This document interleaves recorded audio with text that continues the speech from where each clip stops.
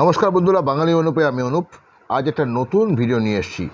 এই যে দেখছেন, এটা হচ্ছে ভারতীয় নাগরিকত্ব শংসাপত্র।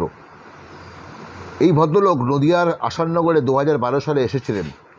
তিনি গত 27শে মে তিনি সিএ জন্য তিনি আবেদন করেছিলেন অনলাইনে।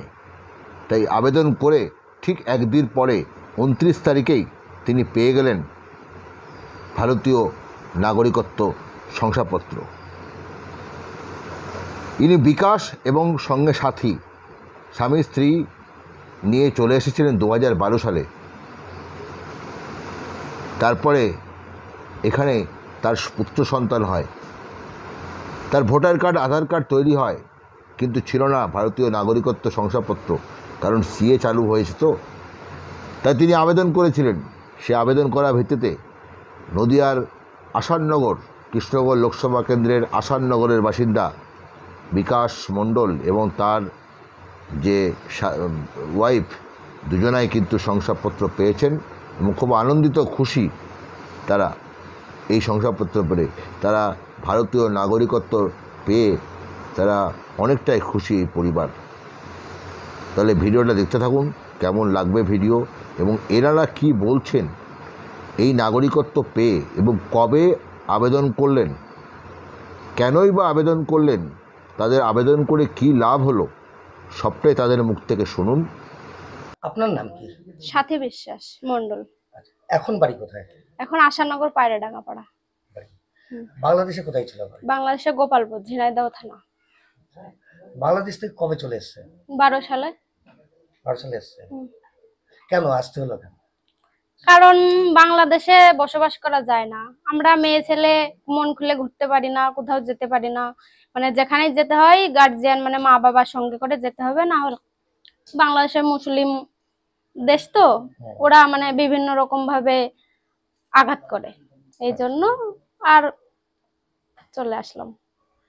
এখানে কত সালে এসেছেন? 12 সালে। 12 সালে। এই যে 12 সালে এসে আজকে যে সিটিজেনশিপটা পেলেন, কেমন লাগছে কি বলবেন? আমরা খুব খুব খুশি হয়েছি, খুব আনন্দ পেয়েছি, খুব খুশি হয়েছি। যখন এই সিএটা ঘোষণা হয়েছিল তখন কি একটু ভয় লেগেছিল?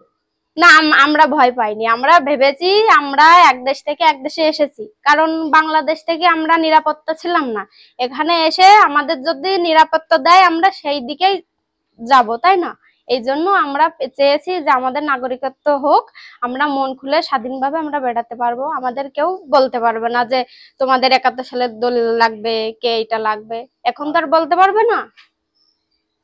এই সেন্ট্রাল সরকারকে কি বলবেন? খুবই খুবই ধন্যবাদ, অসংখ্য ধন্যবাদ তাকে আমরা জানাই। আপনার নামটা বলুন। সাথী মণ্ডল বিশ্বাস।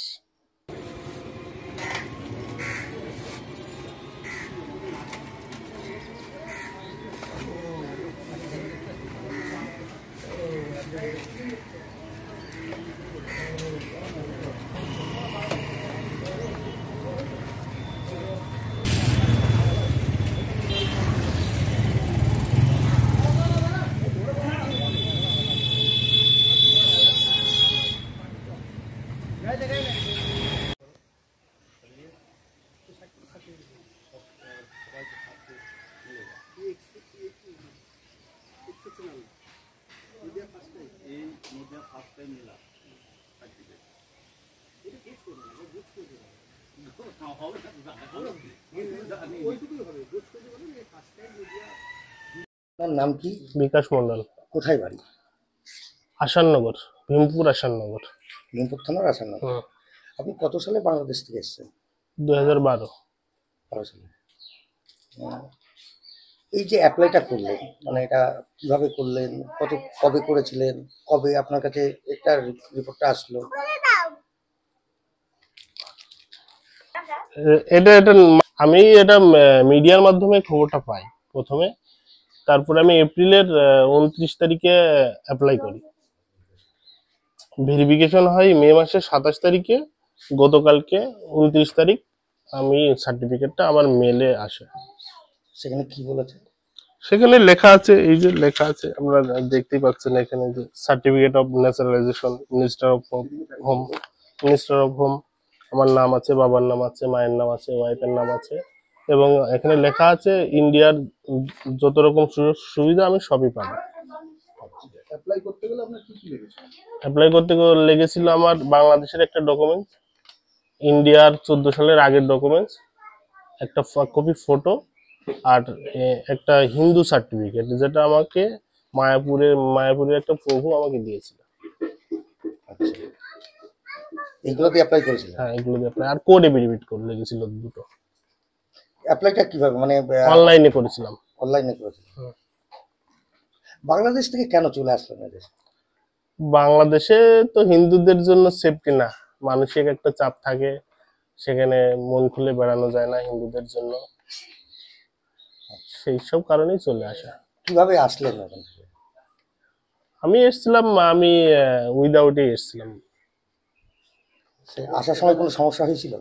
হ্যাঁ, সমস্যা তো পালিয়ে আসতে হয়, সমস্যা তো হয় কম বেশি। ওখানে তো আপনার জমি জায়গা বাড়িঘর সবই ছিল, সেগুলো কি করে?